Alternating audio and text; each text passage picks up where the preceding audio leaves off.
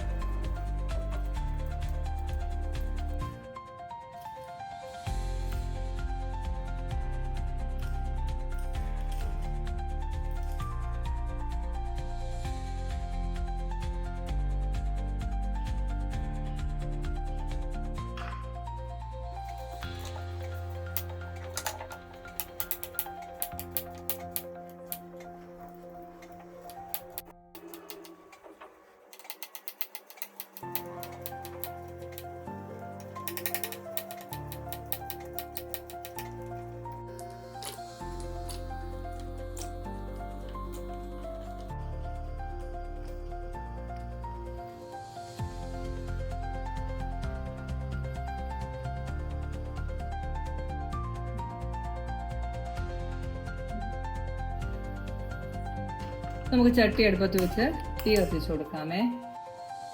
കുറച്ച് വെളിച്ചെണ്ണ ഒഴിച്ചു കൊടുക്കാം.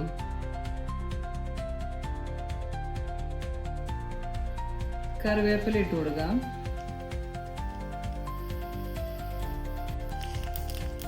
കടുക് പൊട്ടി വരുമ്പോഴത്തേക്കും കുറച്ച് ഉലുവ ഇട്ട് കൊടുക്കാം. കുറച്ച് ജീരകം ഇട്ട് കൊടുക്കാമേ. ജീരകം പൊട്ടി വരുമ്പോഴത്തേക്കും കുറച്ച് ചുവന്ന മുളക്, കുറച്ച് വെളുത്തുള്ളി, കുറച്ച് ഉള്ളി,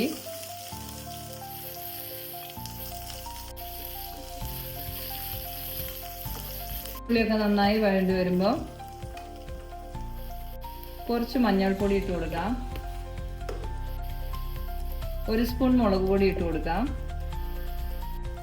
ഇതാ മുളക് പൊടി മഞ്ഞൾപ്പൊടിയൊക്കെ നന്നായി വഴണ്ടി വന്നിട്ടുണ്ട്. അതിലേക്ക് നമുക്ക് മത്തങ്ങ ഇട്ട് കൊടുക്കാം.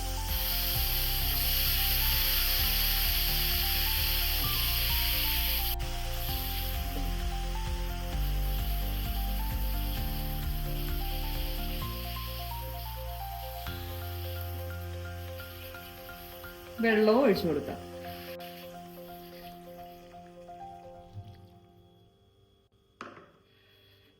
മത്തങ്ങ മുങ്ങിക്കിടക്കാൻ പാകത്തിന് വെള്ളം ഒഴിച്ചു കൊടുത്ത് നമുക്ക് കുറച്ച് ഉപ്പിട്ട് കൊടുക്കാം.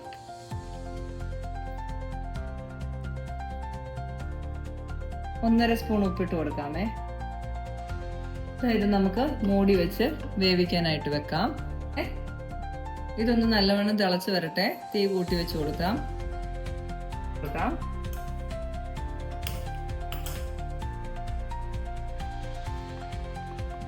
ഒരു 2 ടേബിൾ സ്പൂൺ തേങ്ങ ഇട്ട് കൊടുക്കാം.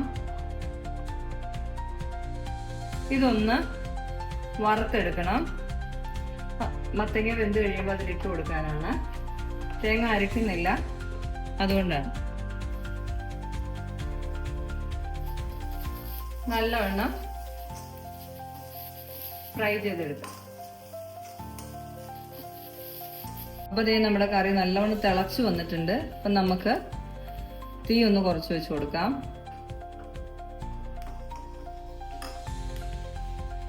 ഇതാ തേങ്ങയുടെ കളറൊക്കെ നല്ലോണം മാറി നല്ലോണം ഡ്രൈ ആയി വന്നിട്ടുണ്ട്. അപ്പോൾ അതേ നമുക്ക് നമ്മുടെ മത്തങ്ങ എന്തായാലും നോക്കാം.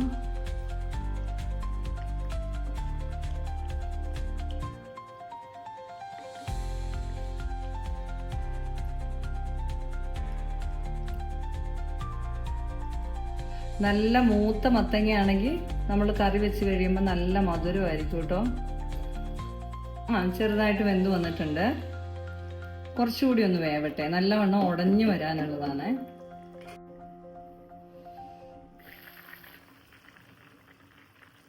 പോലെ ആകും. അപ്പം നമുക്കിതൊന്ന് പതിയെ ഉടച്ചു കൊടുക്കാം. എളുപ്പത്തിൽ വെക്കാവുന്ന ഒരു കറിയാണ് കേട്ടോ. എന്താന്ന് വെച്ച് കഴിഞ്ഞാൽ പെട്ടെന്ന് ചോറിനൊരു കറി ഉണ്ടാക്കണം എന്ന് വെച്ച് കഴിഞ്ഞാൽ മത്തങ്ങ ഇരിപ്പുണ്ടെങ്കിൽ നമുക്കെടുത്ത് ഇതുപോലെ താളിച്ചെടുക്കാം. താളിച്ചിട്ട് കുറച്ച് തേങ്ങ വറുത്ത് അതിൻ്റെ മുകളിലേക്ക് ഇട്ട് കഴിഞ്ഞാൽ കറിയായി, ഒരു ഒഴിച്ച് കറി. അപ്പോൾ അത് അതിൻ്റെ വെള്ളമൊക്കെ ഒന്ന് കുറുകി വരട്ടെ.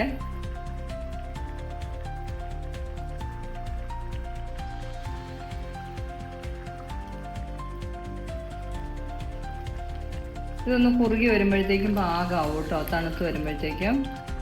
ചെറുപ്പത്തിൽ വീട്ടിലിങ്ങനെ മത്തങ്ങാക്കറി ഉണ്ടാക്കുമായിരുന്നു. നമ്മുടെ ചെറുപ്പത്തിലെ രുചിയാണ് നമ്മുടെ നാവിൽ ഏറ്റവും പ്രിയപ്പെട്ടത് അല്ലേ. അപ്പോൾ അവിടെ എന്ന് പറഞ്ഞു കഴിഞ്ഞാൽ വീട്ടിൽ നല്ല മത്തങ്ങ ഉണ്ടാവുമായിരുന്നു. ഇതുപോലെ ഇപ്പം കിട്ടുന്നത് പോലത്തെ ഉരുണ്ട മത്തങ്ങയല്ല, നല്ല നീളമുള്ള മത്തങ്ങ. അത് നല്ല മധുരമുള്ള മത്തങ്ങയായിരുന്നു കേട്ടോ. മൂത്ത് കഴിയുമ്പോൾ നമ്മൾ വിളയിക്കാനൊക്കെ എടുക്കത്തില്ലേ, ആ ടൈപ്പ് മത്തങ്ങ.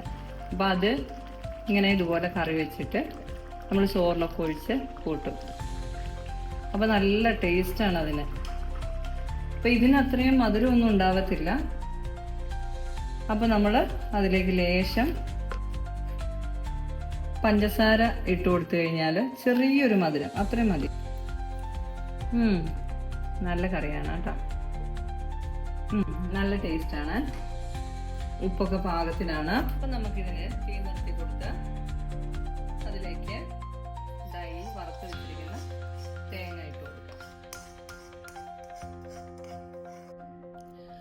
അപ്പോൾ അതേ നമ്മുടെ മത്തങ്ങാക്കറി റെഡി ആയിട്ടുണ്ട്. സിമ്പിളായിട്ട് ഉണ്ടാക്കാവുന്ന ഒരു ഒഴിച്ചുകറി.